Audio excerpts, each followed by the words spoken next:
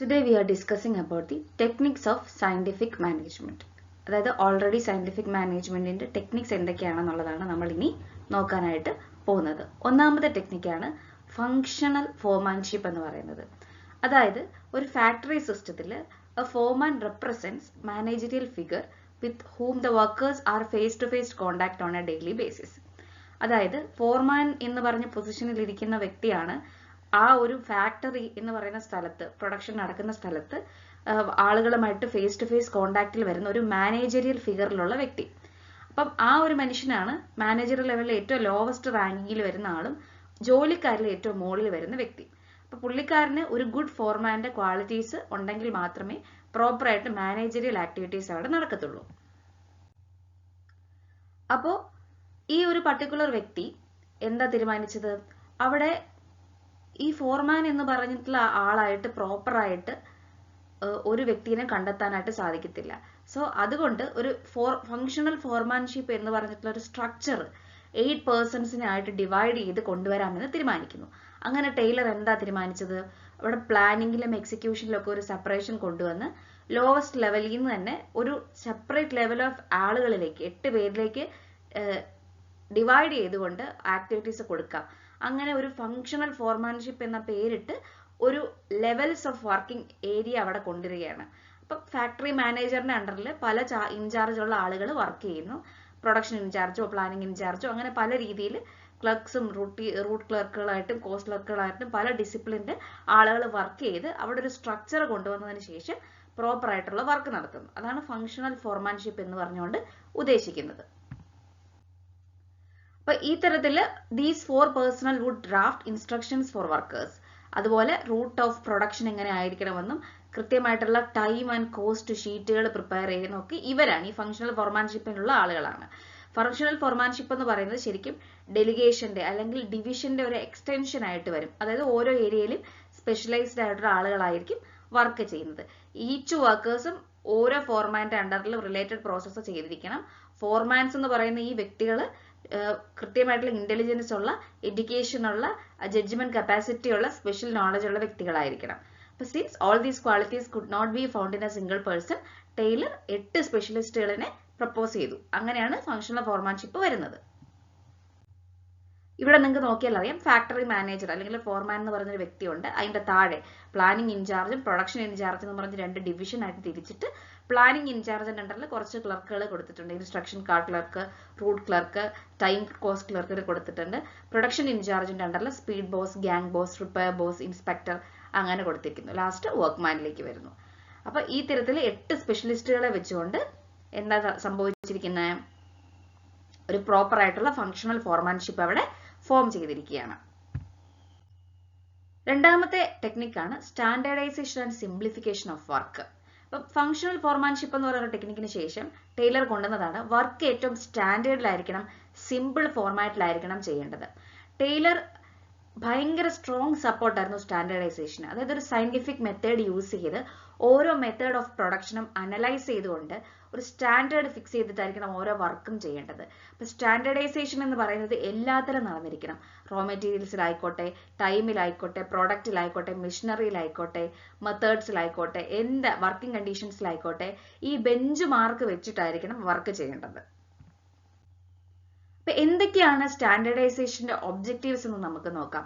Fixed ആയിട്ടുള്ള ഒരു ഇങ്ങനെ തന്നെ വേണം എന്നുള്ള രീതിയിലുള്ള കുറച്ച് ഗിവൺ ലൈനിൽ നിന്ന് മുകളിലായിട്ട് വർക്ക് ചെയ്യുക. കൃത്യമായിട്ട് മാനുഫാക്ചറിങ് പാർട്സിന്റെയും പ്രൊഡക്ട്സിന്റെയും എബിലിറ്റി നോക്കി വർക്ക് ചെയ്യുക. എക്സലൻസ് കൊണ്ടുവരിക, എല്ലാത്തിനും ക്വാളിറ്റി ഓഫ് മെറ്റീരിയൽസിൽ എക്സലൻസ് കൊണ്ടുവരിക.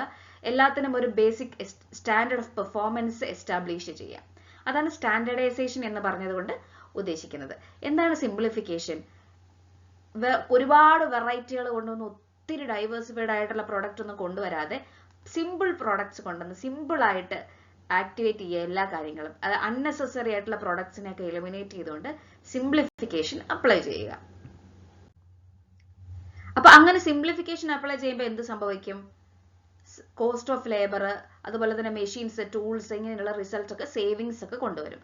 അതുപോലെ മാത്രമല്ല ഇൻവെന്ററീസും ഫർദർ ആയിട്ടുള്ള യൂട്ടിലൈസേഷൻസ് ഒക്കെ കുറഞ്ഞിട്ട് ടേൺ ഓവർ കൂട്ടാനായിട്ട് സഹായിക്കും. ഇപ്പൊ വലിയ കമ്പനീസ് ലൈക്ക് നോക്കിയ, ടൊയോട്ട, മൈക്രോസോഫ്റ്റ് ഒക്കെ ഈ സ്റ്റാൻഡേർഡൈസേഷൻ ആൻഡ് സിംപ്ലിഫിക്കേഷൻ എന്ന് പറഞ്ഞിട്ടുള്ള മെത്തേഡ് കൊണ്ടുവന്ന് വിൻ ചെയ്തിട്ടുള്ള കമ്പനികളാണ്. അതേപോലെ തന്നെ മൂന്നാമത്തെ ടെക്നിക്സ് ആയിരുന്നു method study.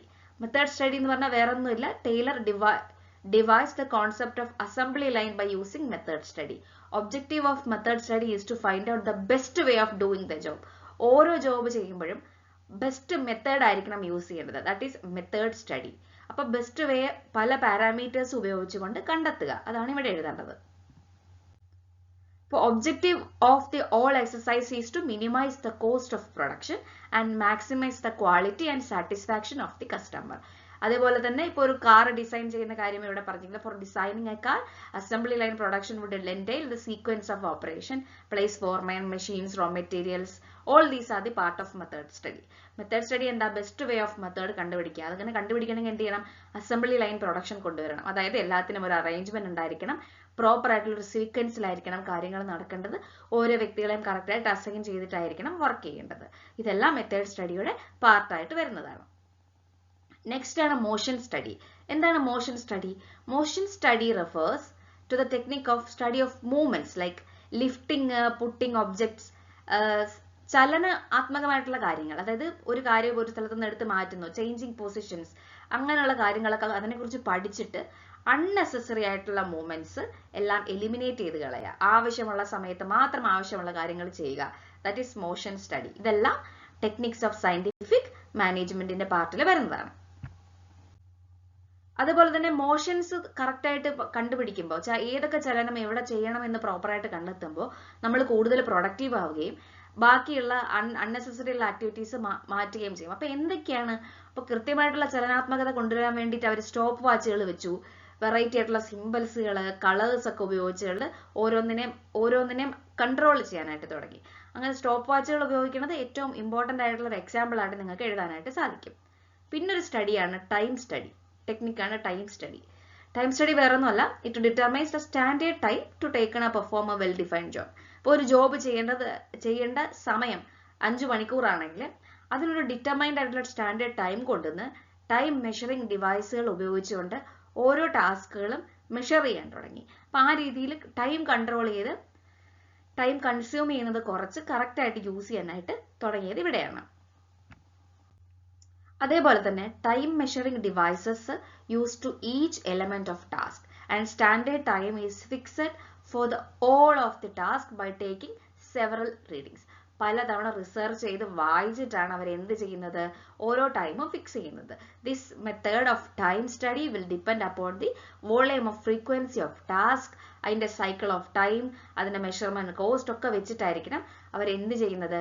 Time study measure ചെയ്യുന്നത്. സോ ഇത്രയുമൊക്കെയാണ് ഇമ്പോർട്ടന്റ് ആയിട്ടുള്ള ടെക്നിക്സ് ഓഫ് സയന്റിഫിക് മാനേജ്മെന്റ്. ഇനി അടുത്ത ടെക്നിക്ക് എന്ന് പറയുന്നത് ഫറ്റിഗ് സ്റ്റഡിയാണ്. എന്താണത്?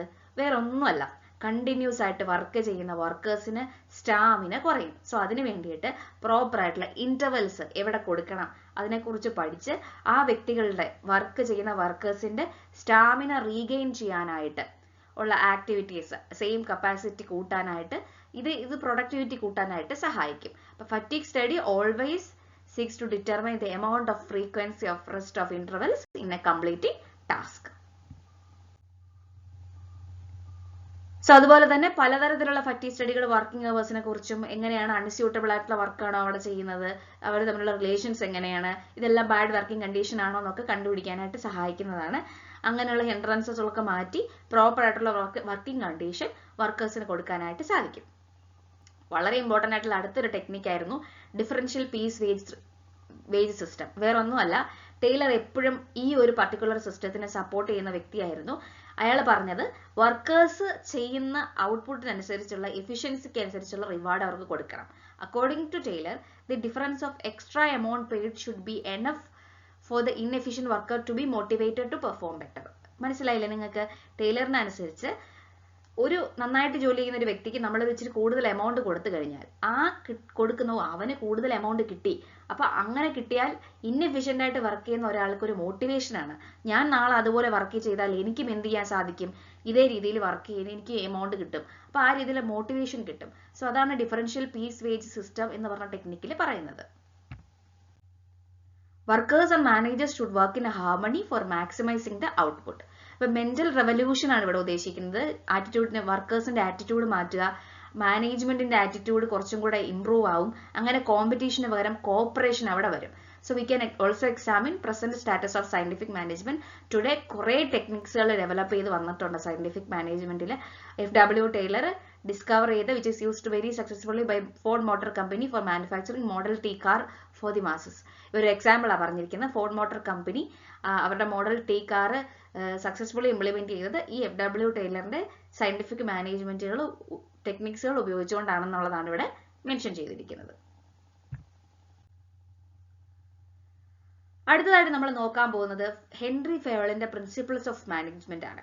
ഹെൻറി ഫയോൾ എന്ന് പറയുന്നത് വളരെ ഫേമസ് ആയിട്ടുള്ള ഒരു മാനേജ്മെന്റിന്റെ ഒരു പ്രൊപ്പഗാൻഡ കൊണ്ടുവന്ന ഒരു വ്യക്തിയാണ്.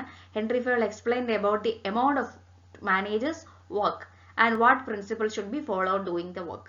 എത്രത്തോളം മാനേജേഴ്സ് വേണം, ആ മാനേജേഴ്സ് ഏത് പ്രിൻസിപ്പിൾസ് ആണ് വർക്ക് ചെയ്യുമ്പോൾ ഫോളോ ചെയ്യേണ്ടത്. If workers' efficiency mattered in the factory system, so managerial efficiency is also important. Fayol contribution must be interpreted in terms of impact of his writings. ഒരുപാട് എഴുത്തുകൾ അയാളുടെ ഭാഗത്തു നിന്നുണ്ടായിട്ടുണ്ട്. മാനേജറിയൽ എഫിഷ്യൻസി എങ്ങനെ കൂട്ടാം എന്നുള്ള രീതിയിലാണ് പറയുന്നത്. Henry Fayol basically put forward some French management theories and he was born in 1841 and അദ്ദേഹം മരിച്ചത് 1925-ലാണ്.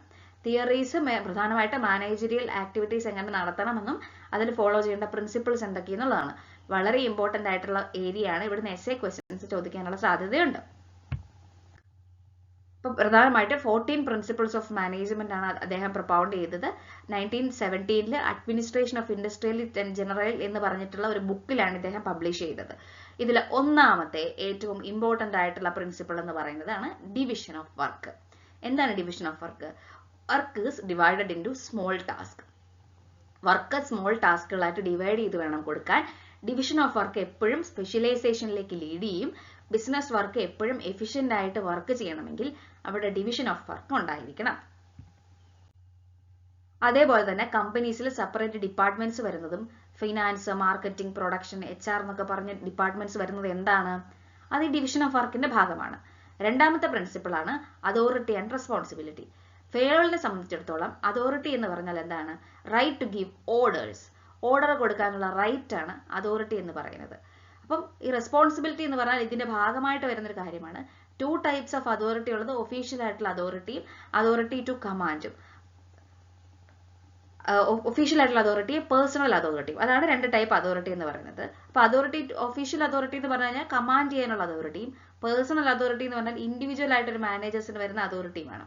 അപ്പം ഇതിനൊരു ബാലൻസ് ഉണ്ടായിരിക്കണം. അതോറിറ്റിയും റെസ്പോൺസിബിലിറ്റി, അധികാരവും ഉത്തരവാദിത്വവും തമ്മിലുള്ള ഒരു ബാലൻസ് ആയിരിക്കണം അവിടെ ഉണ്ടാവേണ്ടത്. ഓർഗനൈസേഷൻ എപ്പോഴും ഒരു മാനേജറിയൽ പവർ അബ്യൂസ് ചെയ്യപ്പെടാതെ, അതോറിറ്റി എന്ന് പറഞ്ഞാൽ മാനേജറിയൽ പവർ ആണല്ലോ, അത് അബ്യൂസ് ചെയ്യപ്പെടാതെ എപ്പോഴും സേഫ് ഗാർഡ് ചെയ്യേണ്ടതുമുണ്ട്. അതാണ് അതോറിറ്റി ആൻഡ് റെസ്പോൺസിബിലിറ്റി.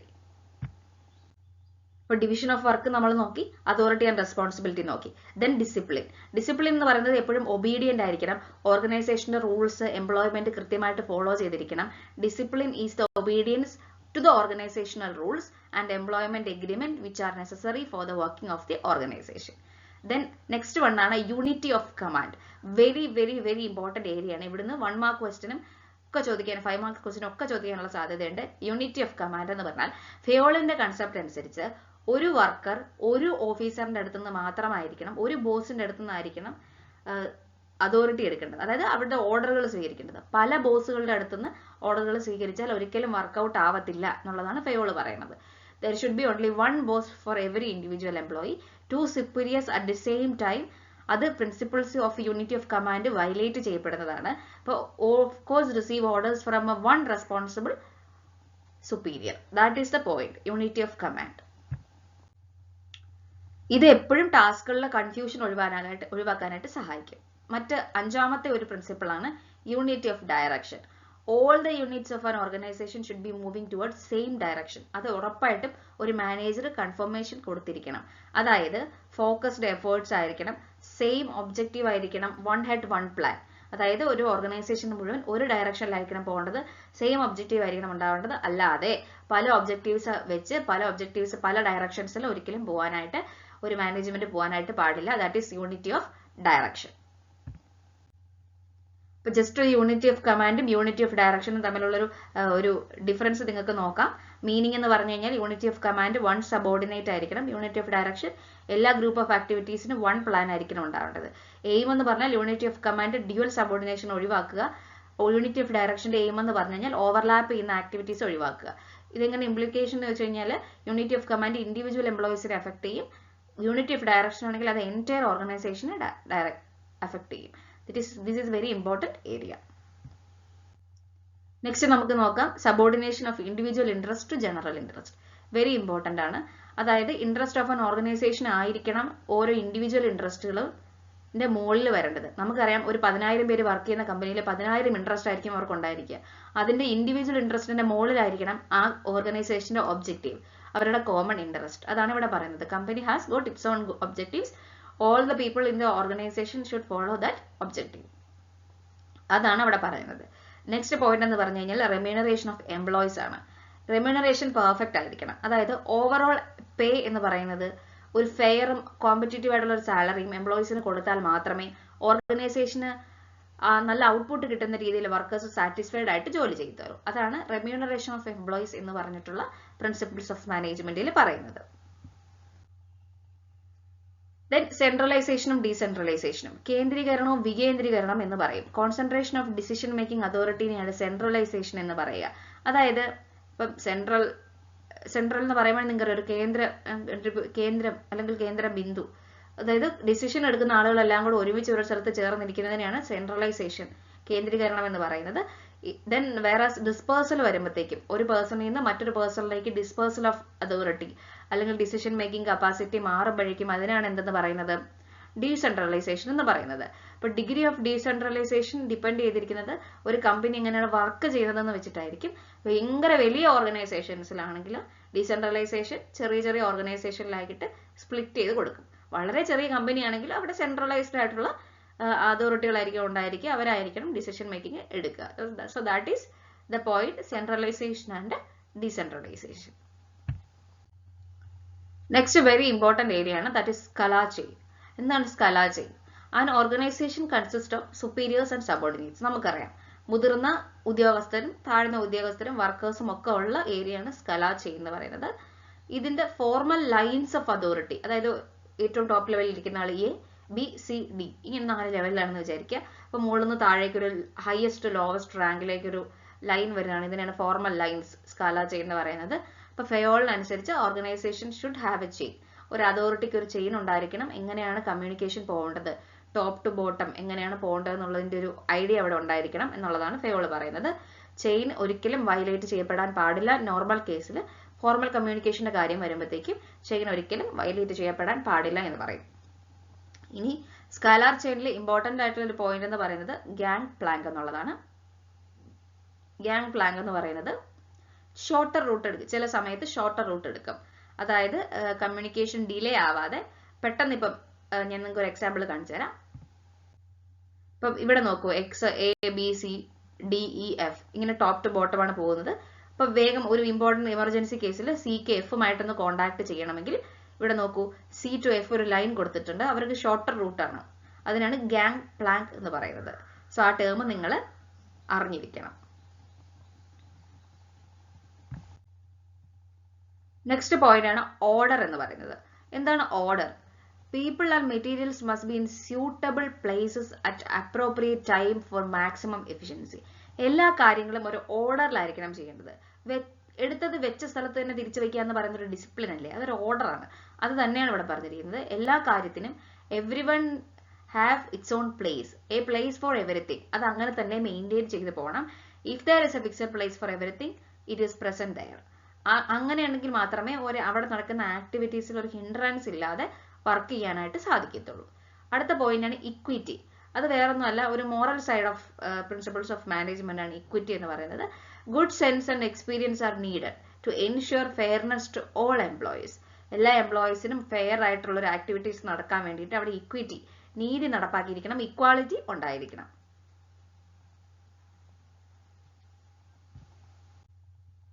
അത് അങ്ങനെ ചെയ്യുമ്പോൾ മാത്രമേ അവിടെ ഒരു ലോയലിറ്റി ഉണ്ടാവത്തുള്ളൂ, അവിടെ എല്ലാവരും തമ്മിലൊരു കണക്ഷൻ, ഒരു കോപ്പറേഷൻ ഉണ്ടാവത്തുള്ളൂ. There should be no discrimination. അതാണ് ഇക്വിറ്റി എന്ന് പറഞ്ഞുകൊണ്ട് ഉദ്ദേശിക്കുന്നത്. ലാംഗ്വേജിന്റെ ബേസിലോ റിലീജിയന്റെ ബേസിലോ ജെൻഡറിന്റെ ബേസിലോ അല്ലെങ്കിൽ നാഷണാലിറ്റിയുടെ ബേസിസിലോ ഒന്നും ഒരിക്കലും ഒരു ഡിസ്ക്രിമിനേഷനും ഉണ്ടാവാൻ പാടില്ല. There should B equal opportunities are available for every one. Then stability of personal. Stability of personal എന്ന് പറഞ്ഞാൽ എംപ്ലോയിയുടെ ടേൺ ഓവർ ആണ് ഉദ്ദേശിക്കുന്നത്. എംപ്ലോയി ടേൺ ഓവർ എന്ന് പറഞ്ഞു കഴിഞ്ഞാൽ ഒരു ഇൻസ്റ്റിറ്റ്യൂട്ടിൽ അല്ലെങ്കിൽ ഒരു കമ്പനിയിൽ, ഒരു ഓർഗനൈസേഷനിൽ 100 എംപ്ലോയീസ് ഉണ്ട്. പക്ഷെ ആ എംപ്ലോയീസ് ഒന്നും കൃത്യമായിട്ട് നിൽക്കുന്നില്ല. ഒരു വർഷം അതിൽ നിന്ന് 10 എംപ്ലോയീസ് പൊയ്ക്കൊണ്ടിരിക്കുന്നു, വീണ്ടും 50 എംപ്ലോയീസ് പൊയ്ക്കൊണ്ടിരിക്കുന്നു. ഇങ്ങനെ പോകുക വരിക ചെയ്യുമ്പോഴത്തേക്കും അവിടെയുള്ള ഹ്യൂമൻ റിസോഴ്സിനെ വേരി ചെയ്തുകൊണ്ടിരിക്കും. നമ്മൾ ഇവരെ സെലക്ട് ചെയ്യുന്നത് ഭയങ്കര വലിയ കോസ്റ്റ്ലി ആക്ടിവിറ്റിയാണ്. നമ്മൾ റിക്രൂട്ട്മെന്റ് നടത്തി കഴിവുള്ളവരെ നമ്മൾ സെലക്ട് ചെയ്തിട്ട് അവരെ നമ്മുടെ കമ്പനിയിൽ പിടിച്ചു നിർത്താനുള്ള ആക്ടിവിറ്റീസും കൂടി നമ്മൾ കൊടുക്കണം. അവർക്ക് പ്രോപ്പർ ആയിട്ടുള്ള വർക്കിംഗ് കണ്ടീഷൻസ്, അവരെ അപ്പോയിന്റ് ചെയ്യുന്നതിനുള്ള, അവരെ ഡിസപ്പോയിന്റ് ചെയ്യാത്ത രീതിയിലുള്ള കാര്യങ്ങൾ, അവർക്ക് പ്രോപ്പർ ആയിട്ടുള്ള പേ, അവർക്ക് പ്രോപ്പർ ആയിട്ടുള്ള വർക്കിംഗ് കണ്ടീഷന്, അവരുടെ സ്റ്റാമിന റീഗെയിൻ ചെയ്യാനുള്ള ആക്ടിവിറ്റീസ് ഒക്കെ കൊടുത്ത്, എന്റർടൈൻമെന്റ് ആക്ടിവിറ്റീസ് ഒക്കെ കൊടുത്തു കഴിഞ്ഞാൽ അവരവിടെ സ്റ്റേ ബാക്ക് ചെയ്യും. സോ ഹ്യൂമൻ റിസോഴ്സസ് അവിടെ സ്റ്റേ ബാക്ക് ചെയ്ത് നിർത്തുന്നതിനാണ് സ്റ്റെബിലിറ്റി ഓഫ് പേഴ്സണൽ എന്ന് പറഞ്ഞ പോയിന്റ് കൊണ്ട് ഉദ്ദേശിക്കുന്നത്. സോ നമ്മൾ കഷ്ടപ്പെട്ട് സെലക്ട് ചെയ്ത റിക്രൂട്ട് ചെയ്ത ആളുകൾ നമ്മുടെ കമ്പനിയിൽ നിന്ന് 6 മാസം നിന്നിട്ട് വീണ്ടും പോവുക, നമുക്കൊരു ലോങ് ടൈം ബെനിഫിറ്റ് കിട്ടുന്നില്ലെങ്കിൽ അത് വളരെ വലിയൊരു നഷ്ടമായിരിക്കും ഒരു കമ്പനിയെ സംബന്ധിച്ചിടത്തോളം. So stability of personnel is very very very important. Then next point ആണ് ഇനിഷ്യേറ്റീവ് എന്ന് പറയുന്നത്. ഇനിഷ്യേറ്റീവ് എന്ന് പറഞ്ഞാൽ workers should be encouraged to develop and carry out their plans, improvements according to fair. Initiative എന്ന് വെച്ച് കഴിഞ്ഞാൽ ഒരു ഫസ്റ്റ് സ്റ്റെപ്പ് എടുപ്പിക്കുക, അവരെ കൊണ്ട് സെൽഫ് മോട്ടിവേഷൻ എടുപ്പിക്കുക.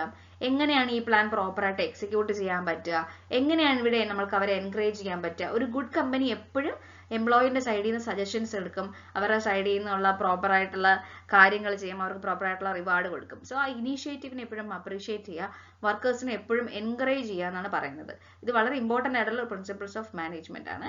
സ്കാല ചെയിനും അതേപോലെ തന്നെ ഇമ്പോർട്ടന്റ് ആയിരുന്നു കേട്ടോ. ദെൻ ലാസ്റ്റ് പോയിന്റ് എന്ന് പറഞ്ഞു കഴിഞ്ഞാൽ ഇവിടെ എസ്പിരിറ്റ് ഡി കോപ്സ്, അതായത് പ്രൊമോട്ട് ചെയ്യാണ് ടീം സ്പിരിറ്റിന്, യൂണിറ്റി ഓഫ് ഹാർമണി കൊണ്ടുവരാൻ വേണ്ടിയിട്ട്, ഹാർമണി കൊണ്ടുവരാൻ വേണ്ടിയിട്ട് അവരെ ഇംപ്രൂവ് ചെയ്യുകയാണ്. അതായത് management should promote team work especially in large organisations because otherwise objectives would be difficult to realise. Manager എപ്പോഴും ഐ എന്ന് പറഞ്ഞിട്ടുള്ള ടേം ഒന്ന് റീപ്ലേസ് ചെയ്തിട്ട് വി എന്ന് പറഞ്ഞിട്ടുള്ള ടേം ആയിട്ട് കൊണ്ടുവരിക. ഇത് എപ്പോഴും എന്ത് ചെയ്യാം, മ്യൂച്വൽ ട്രസ്റ്റ് കൂട്ടാനും അവർ തമ്മിലുള്ള ഒരു ഫീലിങ്സ്, ഒരു ലോയലിറ്റി കൂട്ടാനൊക്കെ ഹെൽപ്പ് ചെയ്യും. എസ്പിരിറ്റ് ഡി ക്രോപ്സ് എന്ന് പറഞ്ഞു കഴിഞ്ഞാൽ ഐക്ക് പകരം വി കൊണ്ടുവരിക, അതായത് നമ്മൾ എല്ലാവരും ഒന്നാണ്, ഒരു യൂണിറ്റി കൊണ്ടുവരിക. യൂണിറ്റി ആൻഡ് ഹാർമണിയാണ് എസ്പിരിറ്റ് ഡി ക്രോപ്സ് എന്ന് പറഞ്ഞിട്ടുള്ള ടേം കൊണ്ട് ഉദ്ദേശിക്കുന്നത്.